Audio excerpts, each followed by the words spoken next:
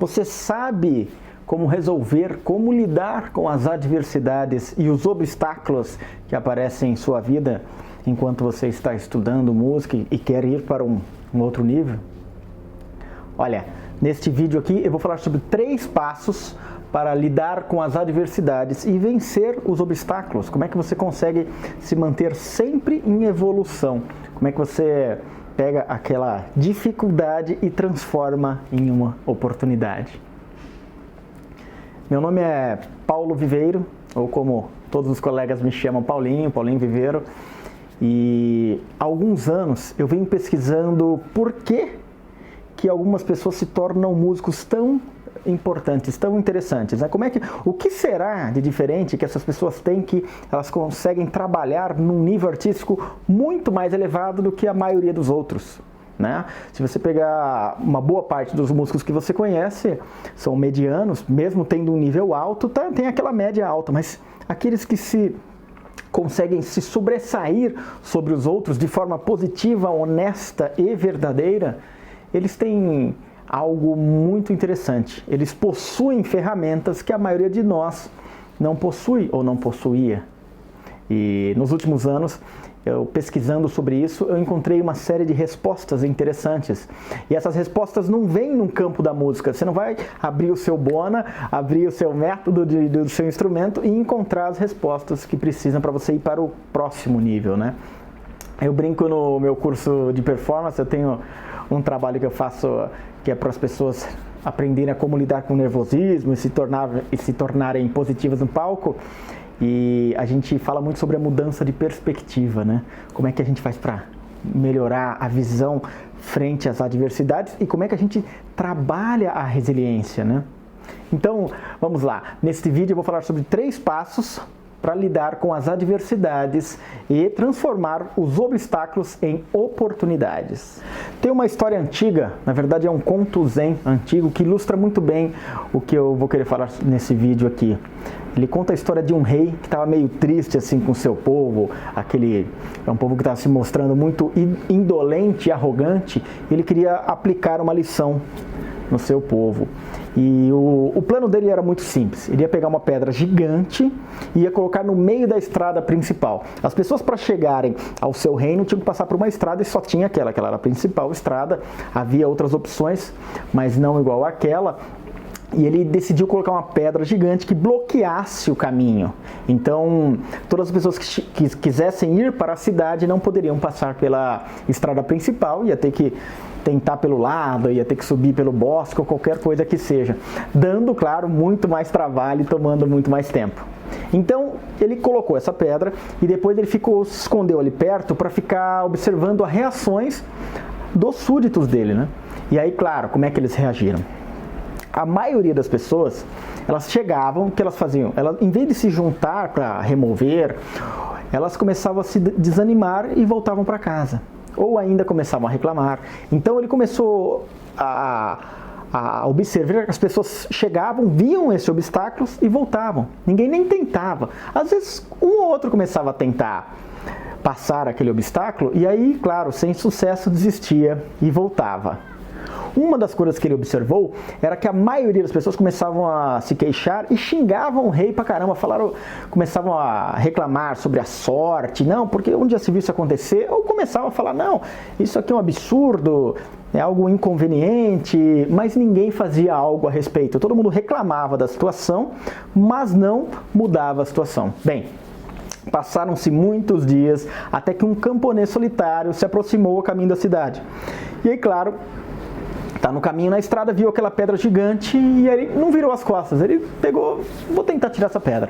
Então ele pegou, forçou a pedra para tirar do lugar e a pedra não saiu.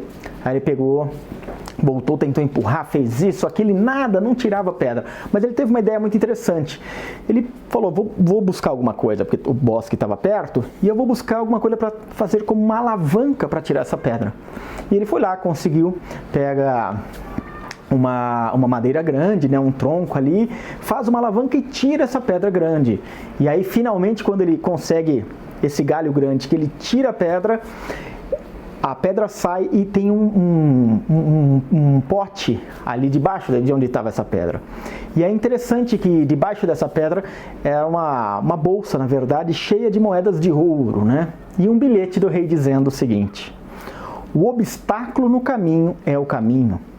Jamais esqueça, dentro de cada obstáculo existe uma oportunidade para melhorar a sua condição.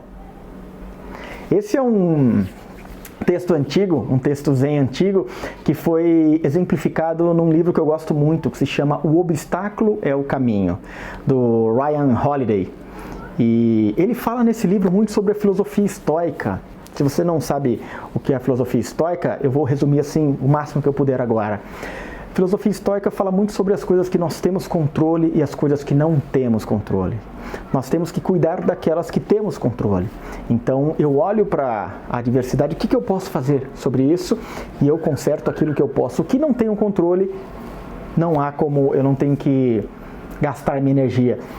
A filosofia estoica, por exemplo, ela teve 3 caras muito importantes, que foi o Marco Aurélio, o Sêneca e o Epicteto. É interessante que o Epicteto, por exemplo, não tem nem nome, que Epicteto significa que era um escravo, e ele falava, sou prisioneiro, sou escravo, mas sou feliz. O Sêneca foi um senador, né, romano e tal. Isso já você está ali no estoicismo tardio e tal, no estoicismo romano tardio. E o Marco Aurélio foi um dos 5 grandes imperadores de Roma. É interessante que o Marco Aurélio é o maior expoente da filosofia do estoicismo, mas ele nunca escreveu um livro. Na verdade, acharam depois, né, um diário dele, lá as anotações dele, e montaram um livro com essas anotações que é fantástico. Eu recomendo. Você pesquisa na internet, vocês conseguem um PDF com esse livro, que é fantástico. E ele falava uma coisa muito bacana: o que impede a ação torna-se a ação. Então, o que estava impedindo a pessoa de tirar aquela grande pedra foi o que fez ela ter uma ação, né? Em vez, ela foi lá, arranjou uma alavanca e pum, e tirou a pedra. E se ela não tivesse feito aquilo, eu jamais ia ver que debaixo tinha uma bolsa cheia de ouro, cheia de moedas de ouro para ele. E por que é tão interessante? Por que eu compartilhei essa história? Bem, hoje, mais do que nunca, a gente precisa de uma abordagem simples e objetiva para superar obstáculos, né? Então você está estudando, aquilo não sai mais, você consegue, já tentei de tudo e não estou conseguindo, o que você vai fazer? Você precisa ter uma estratégia que faça você sobressair, se sobrepor a essa dificuldade, né? E é interessante que no livro que eu citei agora, do Ryan Holiday, né, O Obstáculo é o Caminho, ele fala o seguinte: você tem que ter 3 coisas para conseguir superar obstáculos. Superar obstáculos precisa de 3 estratégias, 3 etapas independentes, que são interligadas, mas são 3 passos independentes, né? E os 3 passos são percepção, ação e vontade. Então, os 3 passos que você precisa para lidar com as dificuldades quando você estiver estudando, tocando, ou qualquer momento da sua vida, são percepção, ação e vontade. Eu vou resumir um pouquinho ela para você conseguir entender quais etapas, o que é cada coisa. Bem, percepção, por exemplo, a primeira coisa é observar a forma como a gente está olhando os problemas específicos. Qual que é a nossa atitude ou abordagem? No curso que eu falei, né, que eu dou de performance musical, que é um curso online, a gente tem um capítulo que a gente fala sobre a perspectiva, como faz para mudar a mentalidade. As pessoas que têm mentalidade fixa e mentalidade expansiva, como é que eu faço para ter uma perspectiva positiva, uma mentalidade positiva? E ser positivo não é esquecer dos problemas, pelo contrário, é só você conseguir enxergar as coisas de uma forma mais equilibrada. Com o passar da nossa evolução, nós aprendemos a sempre focar no negativo. E não é à toa, não. Isso vem desde os primórdios, desde a época lá na savana africana.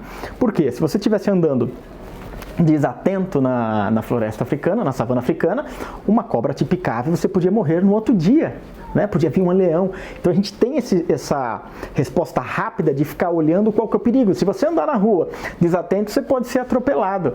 E tem um pouco da nossa criação também, né? Quando você é criança, seu pai fala: olha, não faça isso, não faça aquilo, cuidado ao fazer isso. Você está sempre atento ao negativo. A hora que a gente começa a mudar um pouco essa perspectiva, a gente começa a ter um olhar um pouco mais positivo, eu só estou equilibrando. A verdade é essa, não é que eu estou esquecendo do erro, pelo contrário, eu estou só dando uma visão um pouco mais realista à situação. Inclusive, é importante, né, a gente exacerbar as coisas positivas nas pessoas. Quando você for dar uma aula, o rapaz errou 2 notas e acertou 8. Você fala das 8 que estão bonitas. E aí você pega e copia aquela qualidade das 8 para as 2 que estão erradas. Você não fica, não, porque você errou isso, errou esse compasso. Você melhora aquele compasso, convidando esse aluno a tocar tão bonito quanto ele tocou nos outros. Eu sempre faço uma coisa muito interessante. Eu peço que meus alunos toquem, a maioria das vezes, quando eu vou fazer da aula de performance, que eles toquem 4 compassos só. 4, depois mais 4, mais 4. Eu quero que esses 4 sejam lindos, que sejam uma experiência muito positiva para eles. Aí eu copio essa experiência para os próximos e para os próximos. E aí parece que é um processo lento. Em uma semana eles estão tocando qualquer concerto. A gente tem a tendência a menosprezar, né, uma semana de trabalho. A gente supervaloriza um dia de trabalho. Não, porque em um dia eu vou fazer isso, esquece o poder da continuidade. Uma semana estudando de forma eficiente traz um resultado incrível. Um dia de 8 horas de estudo e no outro nada, não traz tanto resultado. Consistência é importante. Então, a percepção é que você consiga ver o que há de positivo, o que há de negativo e o que você pode fazer ali para melhorar. O segundo passo, o segundo item é a ação, né? É você conseguir direcionar a sua energia e a sua criatividade, né? Com que você vai ativamente derrubar o obstáculo e transformar esses obstáculos em oportunidades. Então, eu lembro que eu tinha muita dificuldade de tocar notas agudas. Aos 14 anos eu mudei de professor, fui estudar na Escola Municipal de Música com o professor Edgar Batista dos Santos, e ele foi um cara que era um trumpet lead de big bands, ele tocava bastante agudo. E eu tinha dificuldade de tocar um Fá na 5ª linha do pentagrama. Olha só, eu tocava, mas me custava muito caro. E poucos anos depois, com 16, 17 anos, eu já tocava na orquestra Heartbreakers, que a gente gravou junto com essa orquestra. Eu gravei pelo menos 10 discos de salsa, samba, big band, tocando sempre primeiro trompete, tendo que tocar notas bastante agudas. Né? No entanto, 3 anos depois, eu estava trabalhando como primeiro trompete em todas as big bands aqui. O que eu tinha mais dificuldade virou um trunfo extra, que era tocar agudo. Hoje em dia é mais raro ver eu tocando agudo, a não ser quando é gravação, né? Mas é algo que está ali, é o trunfo. E aí o que eu fiz? Uma outra dificuldade que eu tinha, a articulação. Eu tinha um problema de articular as notas, elas ficaram meio indefinidas. Eu comecei a encontrar maneiras que aquilo virasse uma qualidade minha. Então você precisa direcionar a sua energia e a criatividade para ativamente derrubar esse obstáculo. E o mais importante, né? Você transforma o obstáculo em uma oportunidade. Por fim, é a vontade. Você precisa cultivar a atenção, a intenção, né, de melhorar constantemente. Você precisa cultivar e fazer uma manutenção da vontade interior que permita você lidar com as derrotas e dificuldades. Ou seja, você sempre tem vontade de crescer. Esses 3 passos são como se fossem 3 disciplinas interdependentes, mas elas estão interconectadas e fluidamente contingentes, né? Elas estão juntas, percepção, ação e vontade. São 3 passos que você você transforma esses passos em algo automatizado. Então, toda vez que eu estou estudando, há um problema, eu paro. Opa, o que eu posso fazer aqui? Ah, não, eu consigo melhorar isso, qual que é a percepção, o que está bom, o que está ruim, ação, o que vai ser o que eu vou fazer? Vou fazer isso, a vontade é o que eu quero, qual que é o meu propósito, e aí eu defino. Na prática, é muito simples isso, conceitualmente, parece assim algo absurdo, mas é muito simples. Tocar bem é muito fácil. Olha, eu vou te dizer uma coisa, tocar mal, que é difícil. Tocar bem é muito fácil, porque quando você está tocando bem, gasta menos energia, você se sente mais feliz, você só precisa repetir aquilo diariamente. Agora, se você achar que é difícil, a tua perspectiva já não está legal. Percepção, você tem que ter uma perspectiva, uma percepção positiva daquilo. Depois a ação, haja e vontade de melhorar. Eu vou dar um exemplo muito interessante, que é de um monge beneditino, e depois eu vou colocar a descrição de um vídeo que ele faz, uma palestra no TED Talks, que é super interessante. É um monge anglicano beneditino, e ele falava assim: você pode pensar, quando está com algum problema na sua vida, como se fosse um semáforo que tem o vermelho, o amarelo e o verde, né? Então a primeira coisa que você faz, o que é o vermelho? Pare. Para. Tá com problema? Você para. Assim que você para, você observa as coisas, vê o que está acontecendo. Qual foi o último dia, o último momento que você teve para parar e refletir um pouco? Às vezes eu estou estudando, eu preciso de 2, 3 minutos ali de pausa. Eu tiro o instrumento, respiro lento, respiro pelo nariz, solto pela boca. Algumas vezes faço isso até conseguir oxigenar meu cérebro melhor, meu corpo todo. E aí eu falo, a solução está aqui. Aí você tem amarelo, atenção. E aí você fica atento. Então você, o seu semáforo está amarelo, você já não sai correndo, né? Você ainda pode até passar, você está naquele momento entre o verde e o vermelho, mas você tem que estar atento a tudo o que está acontecendo. Qual foi a última vez que você deu atenção às pessoas que estão à sua volta? Qual foi o momento que o último dia que você deu atenção a si mesmo? Dê atenção às coisas que importam. Então, se você for estudar, você dá atenção aos pontos que são necessários, né? E por fim, verde, siga. Aí você vai, yam, se joga, pega o seu instrumento e pam, e toca. Pega o seu instrumento, yam, sem teste, você arrisca, você se joga. Depois você repete o processo. Uma vez que você fez isso, avalia o que foi bom. Ah, isso foi bom, isso não foi tão bom. Maravilha, eu tenho que ter uma perspectiva realista das coisas. Mas é importante que haja percepção, ação e vontade. 3 passos interdependentes que estão conectados. Então, se você quiser lembrar de uma forma simples, lembra de um semáforo, do farol, né? Vermelho, amarelo e verde. Para, observa aquilo com atenção, né? Observa tudo o que está acontecendo. Atenção às coisas. Opa, o que dá para ser, o que não dá. E vermelho, yam, arrisca. Eu espero que você tenha gostado deste vídeo. É algo que eu venho pesquisando há alguns anos. E eu vou deixar na descrição do vídeo o livro do Ryan Holiday que eu falei. Eu vou deixar o nome para vocês comprarem, pesquisarem. E o vídeo do monge beneditino que eu citei também. E eu agradeço que você tenha assistido até aqui. Você faz isso ter sentido, né? É importante ter um propósito nas coisas. Como sabe, se você quiser ter um contato um pouco mais próximo comigo, é simples. Tem o meu site, sempre tem o endereço do site na descrição. Você clica lá e coloca o seu e-mail.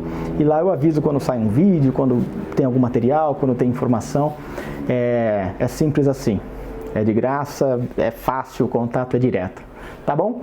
Eu lhe desejo o melhor, um grande abraço e até breve.